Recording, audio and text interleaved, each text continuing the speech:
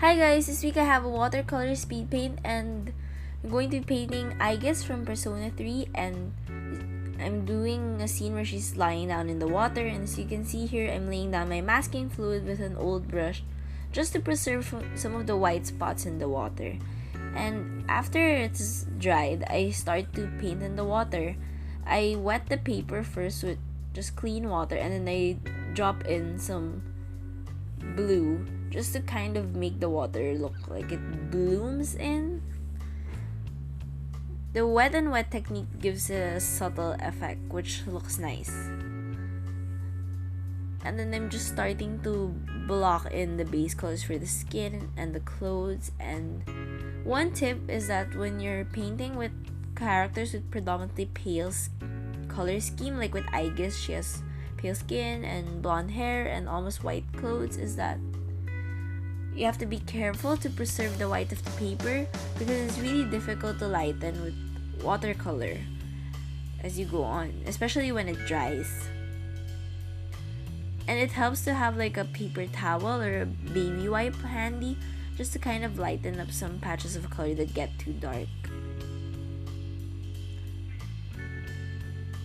As you can see with the hair, I wet it first with a brush with clean water, and then I just drop in some yellow and some raw sienna, and I'm going to go back over there later when it dries and kind of add more detail to the hair. It's a kind of technique which I'll be explaining more later.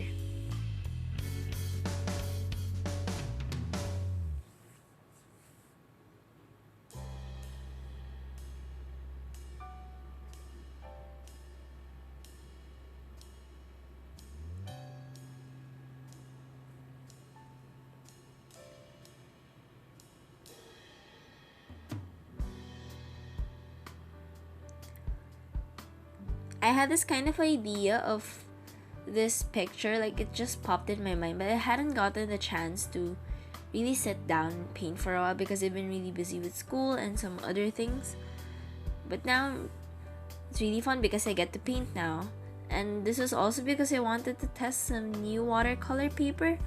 It's Saunders Water for it. It's GSM and cold press. And so far it's okay.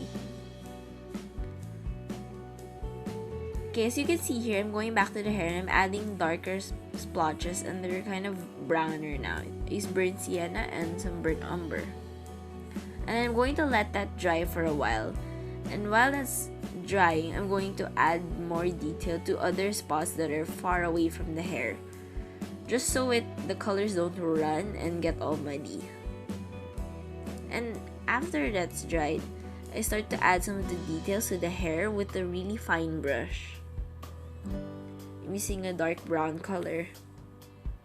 I wanted to try this technique out for a long time when I saw it on my Facebook, but I hadn't gotten the time until now.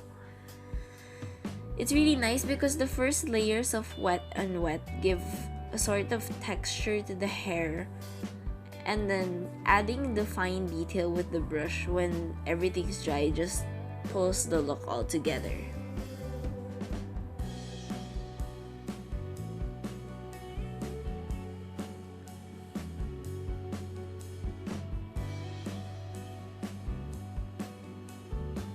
And I'm just adding some extra details as well as the headband that I kind of forgot to do.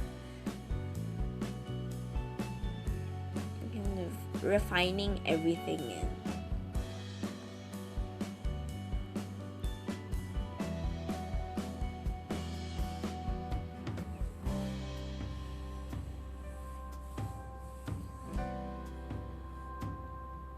And then I just peel the masking fluid off with my finger.